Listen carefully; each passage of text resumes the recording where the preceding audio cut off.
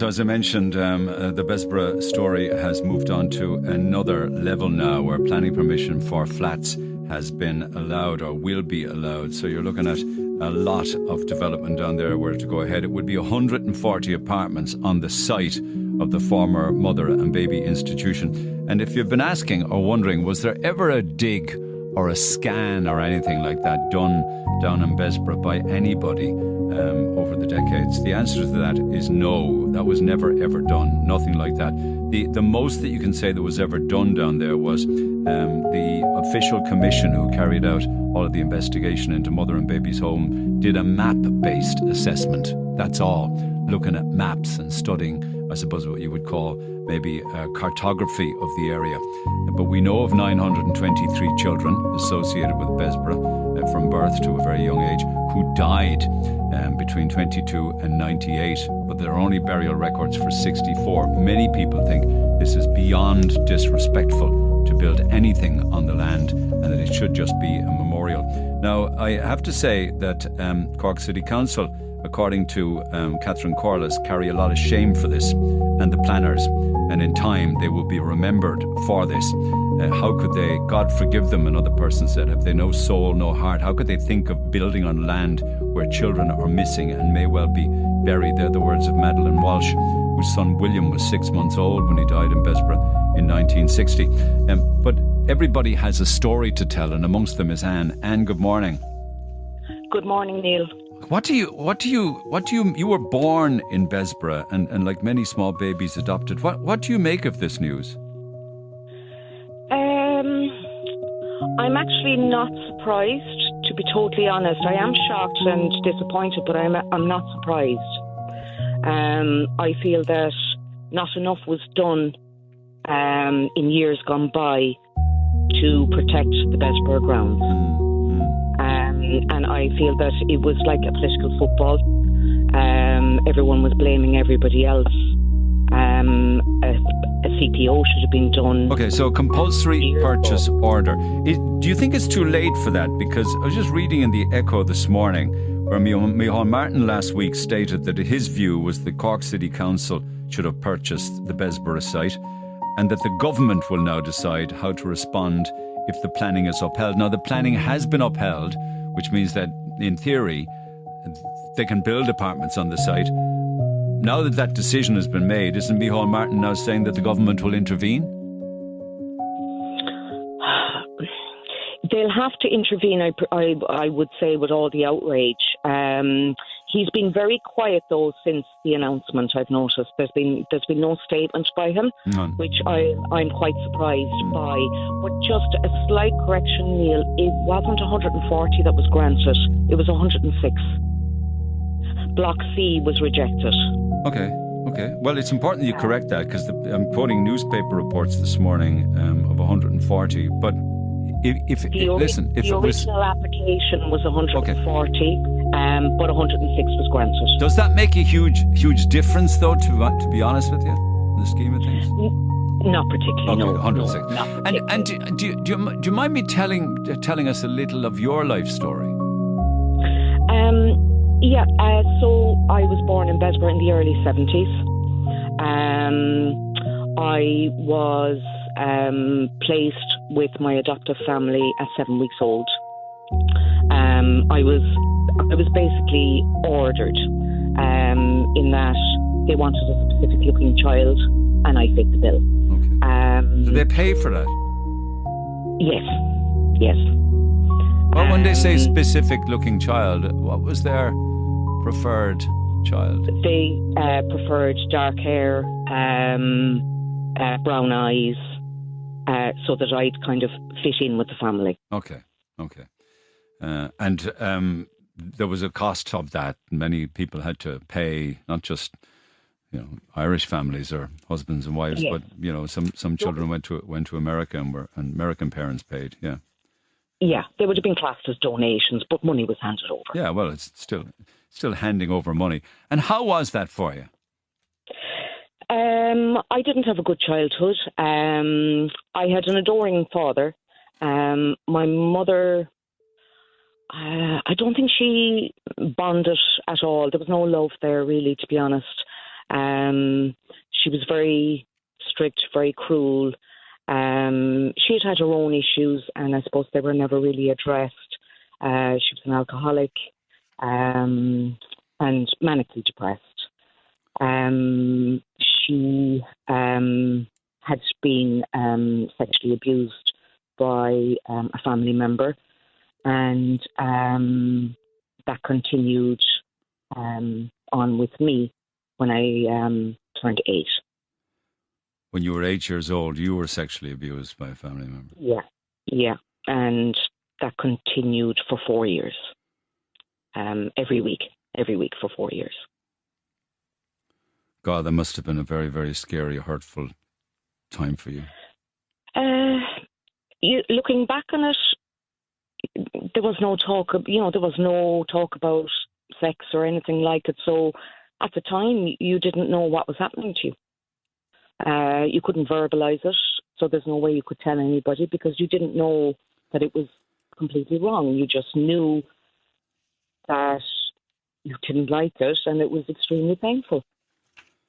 That was up to the age of 12? Up to the age of 12, yes. Forgive me now, some people might find this very disturbing, but and I appreciate that I don't cause any hurt or pain with regards to bringing back the memories to you, but did you end up pregnant at 12? That's correct, yes. Yeah.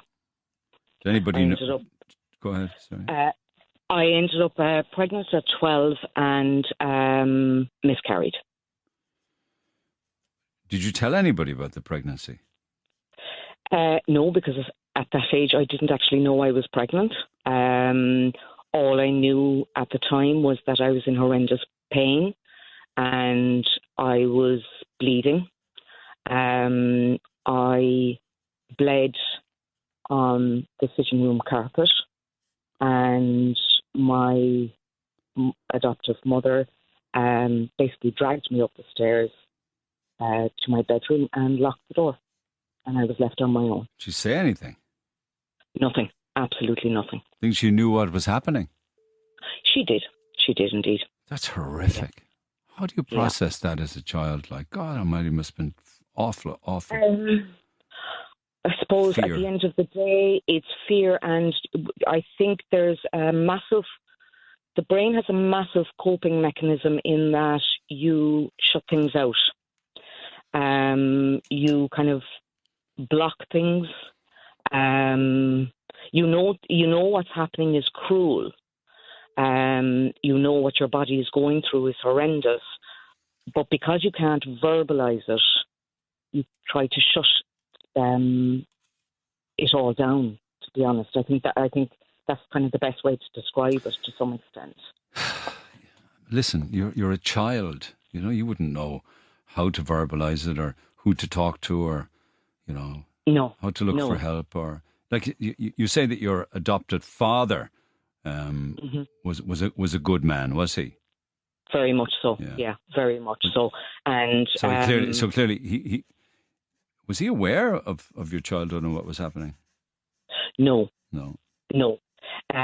He did kind of get an inkling of it when I was about 10, and from that day on, I wasn't meant to be brought out, but my adoptive mother continued to bring me out. Okay. We won't identify the individual, although I believe that individual would have passed by now. Yeah. Correct. Okay. So at the age of 12, how was the other aspects of your life? I mean, did you have brothers and sisters? Did you have friends? Were you able to get along in school, considering the hell you were living in? I was extremely shy, painfully shy, easily led. I wasn't a happy child by any manner of means, but I did. I had good friends. I had very good friends, and I suppose outwardly I seemed happy enough, but just painfully shy. Yeah. And I think the shyness was actually a mask Oh, a That was, totally introverted personality, considering your rearing and your upbringing. correct. Yeah, Yeah. yeah. And did you leave? Did you leave home as fast as you could? Yes, yes. I left at 17. Where did you go? I was lucky enough to get into college at the time, and that was kind of like a new beginning for me because all of a sudden I was away from it all, and I began to be somewhat happy, and I enjoyed college life immensely. And then when I finished college, I then went straight to England for a few years, just doing, the normal jobs that you would do at that age, bar walk, waitressing, things like that. The 90s. This is the 90s, isn't it? But 95, 96. Yeah. Yeah. Yeah. And Were you in a relationship when you found yourself pregnant in England? I was, yeah. And I think that pregnancy then brought back all the trauma. How old were you then? I was 25. Okay. Did you have a breakdown? Looking back on it, I would say so, yes. At the time, I didn't realise it.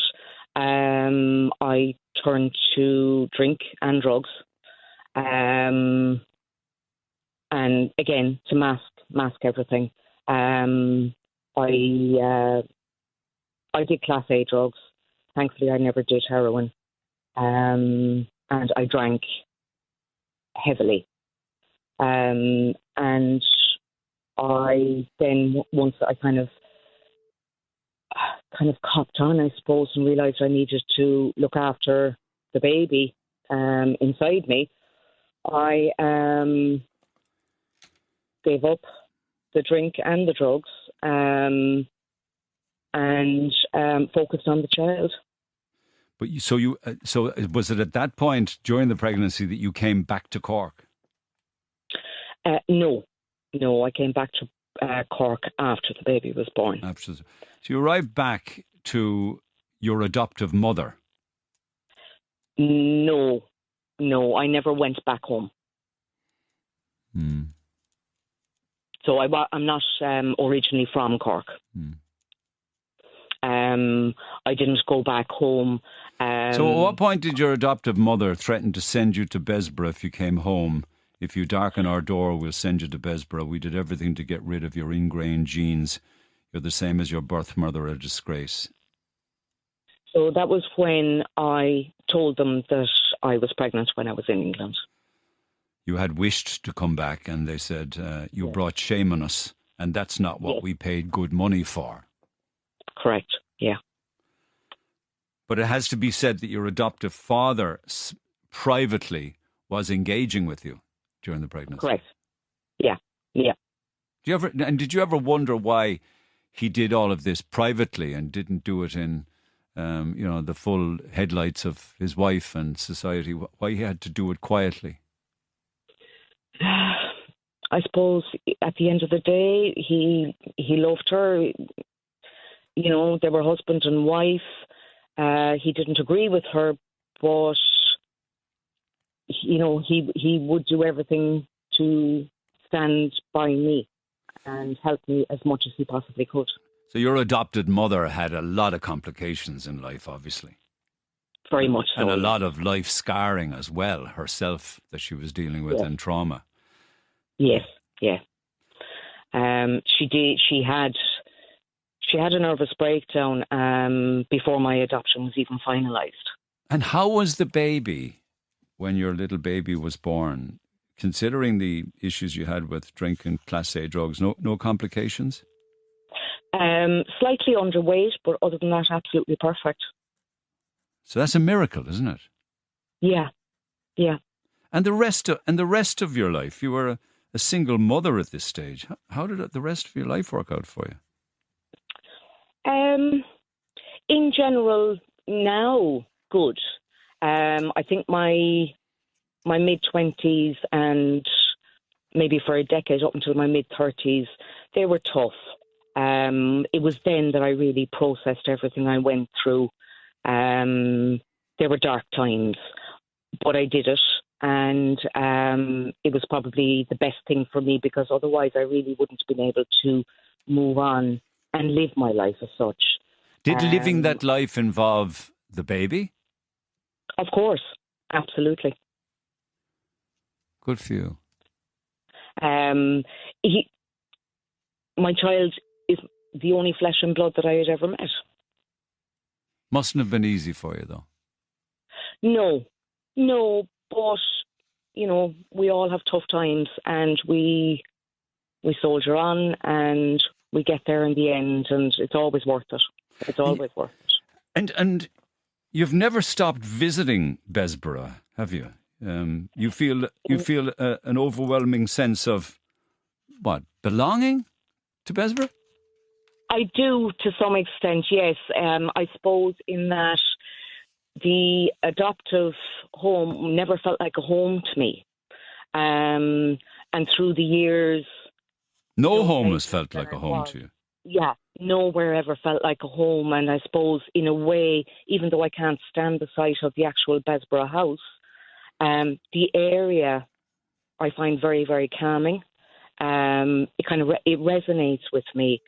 And all the stories of all the suffering that, you know, so many have gone through, again, I can make a connection with that. And I do feel at peace when I'm there. You never really settled, did you? If you spent, your life in 14 different homes, constantly on the move, you were never sort of at peace in that regard, were you? With where you could call home? No, and I think it was masking the issues. It was like I was constantly running from one to another when things got bad. I wasn't dealing with the issues at the time. Where do you think the hundreds and hundreds and hundreds of babies who died, if we have a figure of 923, of which we only know of 64 records of where they were actually buried, we hear of stories down through the years of babies being buried in shoeboxes on the grounds. Where do you think all of the babies are? Well, they have to be somewhere. I do believe there are babies on the grounds. There has to be. There has to be, doesn't there? There has to be. If I've spoken to eyewitnesses on the air down through the decades who saw babies being handed out windows, staff bringing them down to the garden in, sometimes it was a shoebox, sometimes it was a little box that would maybe carry a punnet or two of apples, and things like that. I don't know if there's an actual mass grave, but they have to be dotted around the place, definitely. Which makes it even more important the site itself remains untouched if the bodies are all over the site. Yeah, or at least untouched until the grounds are investigated. Okay. I always felt that was kind of the paramount issue that was never really addressed. An investigation is paramount, and would give concrete evidence to support a CPO, I feel. A compulsory purchase order. Can I ask you, were you ever curious as to your birth parents? Did you go anywhere with that one, Anne? I did. I traced my birth mother back in early 2000, well before birth info became a thing. How did that work out for you? Awkward, to say the least. We did meet, and we met once a year for 10 years, up until approximately 2010. Okay, I'm just curious about that aspect of your life. I just want to take a quick ad break because I don't want to rush this part of it. Can you hold on and we'll chat again in about 2 minutes' time? Is that all right, Anne? I can, of course, yeah. Thanks so much. Text 0868 104 106. Thank you. When you did meet with your birth mother over the period of those years, did she talk about her life to you as to why she and so many hundreds others went to Bessborough to give birth? She was brought back by the Catholic Crusade from London to Besborough to give birth to me. Okay, and that would have been an organisation that would help young, pregnant Irish girls. They wouldn't really have helped in that they would have been flagged that there was a PFI, which would have been pregnant from Ireland. That was the terminology that they used. And they really didn't want them to be a burden on the English system, so they were sent back to Ireland. And did she talk about that aspect of her life, falling pregnant? No. No. She any attempts at approaching it was shut down very quick. She didn't want to revisit it. She couldn't do it. She just couldn't do it. And your adopted parents, after a period, did she pass away then, your mother, your birth mother? No, she's still alive. Okay. Yeah, okay.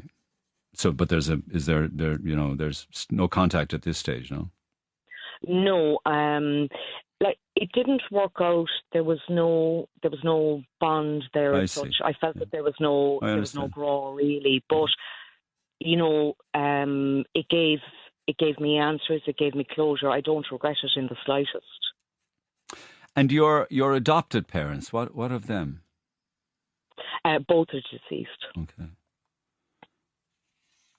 Did you stay in touch with your adopted dad?